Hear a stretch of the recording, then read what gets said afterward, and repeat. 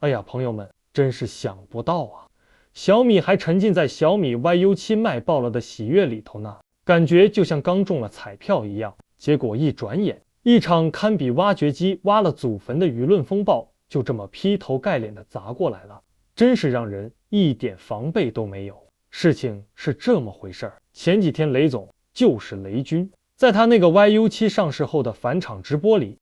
聊到了一个售价169块钱的磁吸纸巾盒。他说这玩意儿之所以卖的不便宜，是因为它达到了所谓的车规级标准。这个车规级是啥意思呢？简单说，就是能扛得住汽车里头那种极端环境，比如夏天太阳暴晒下高达90多度的炙烤，所以整个工艺和成本自然就水涨船高了。这话本来听着挺有道理，可谁能想到，就是这么一句话，瞬间就像往滚烫的油锅里泼了一瓢冷水，整个网友圈子直接就炸开了锅，大伙儿的矛头一下子就对准了。说你一个普普通通的纸巾盒都舍得下血本搞什么车规级，那为啥到了汽车的大脑，那个最金贵最核心的车机芯片，也就是高通骁龙8 Gen 3，你反而用了一个手机上常见的消费级芯片呢？这操作就像是给一个壮汉穿了一身顶级的黄金铠甲，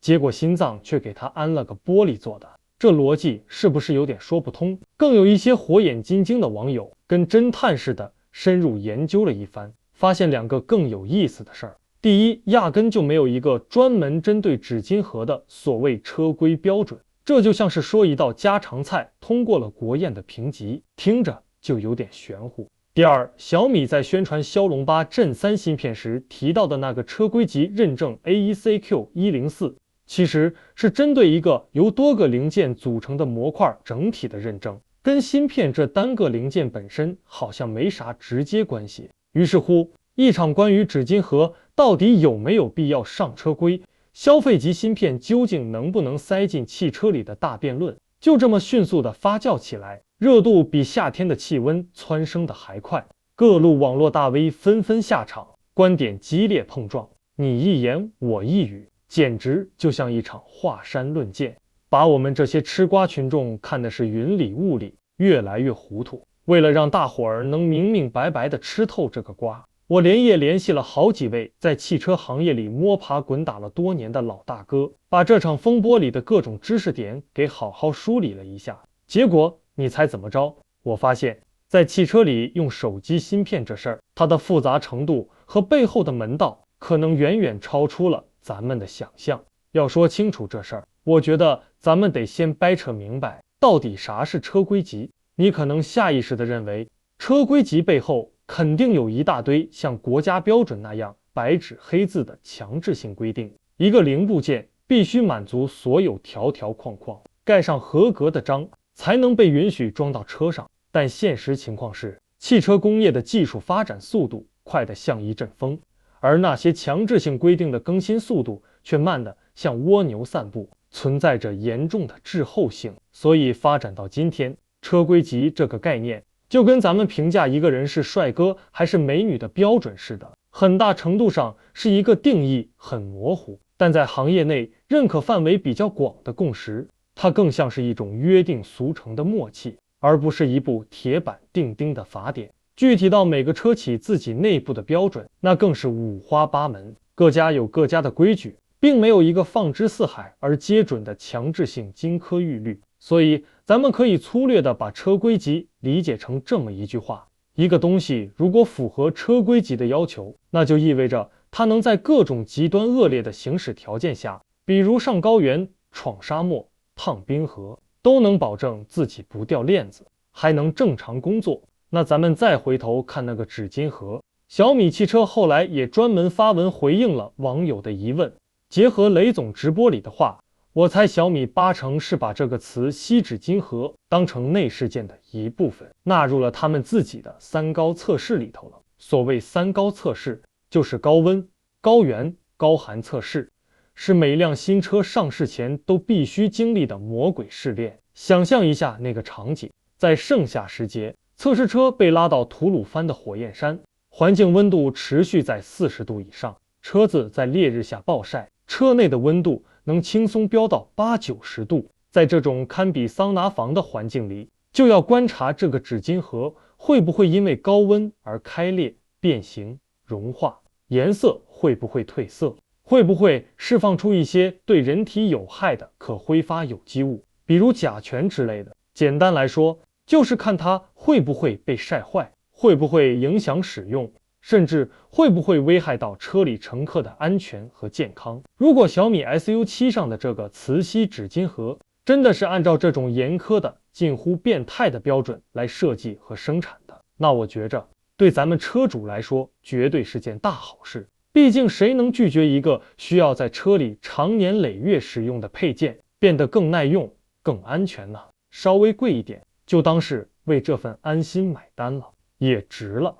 好纸巾盒的事儿咱们聊清楚了，接下来就是这场风暴真正的中心，那个让大家吵得更凶的消费级芯片骁龙8 Gen 3。好消息是，相比于纸巾盒可能只能套用内饰标准的那种模糊感，车机芯片所在的这个车载半导体领域是存在着一套适用范围极广，在全世界车企间认可度极高的标准的。它的名字就叫 AEC-Q。 这个 AEC 是汽车电子委员会的缩写，你可以把它理解为汽车电子界的武林盟主。小米在宣传里提到的那个 AEC-Q104 认证就是源自这个体系。这套标准经过了几十年的迭代和完善，已经成了海内外主流车企都信赖的，能够很好的评价车载零部件性能的行业标杆。它里头分门别类，根据不同的评价对象和流程，分成了3大类，总共超过40个不同的测试文件，涵盖了元件的压力测试、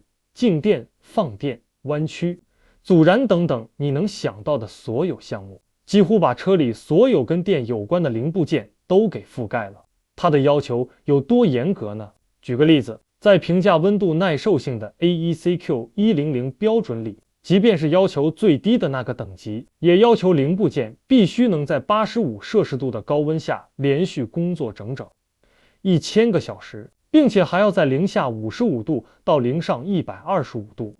这种冰火两重天的超高低温循环里来来回回折腾500次之后还能幸存下来。这不仅要求零件耐高温，还得能扛得住剧烈的温度冲击，难度简直是地狱级别的。正因为如此，全球那几家顶级的汽车零部件供应商，比如英飞凌和恩智浦，都会在自家产品的详情页里像炫耀军功章一样，自豪地标明它符合 AEC-Q 的哪个评价等级。车企们在采购的时候，自然也更偏爱那些等级更高的零部件。现在咱们再回到小米 YU7 上的这颗骁龙8 Gen 3芯片，小米在宣传材料里说，它符合车规级认证的是座舱域控制器里座舱控制部分的那个核心版，符合的是认证体系里的 AEC-Q104 标准，全称是汽车应用中多芯片模块 MCM 的基于故障机制的压力测试认证。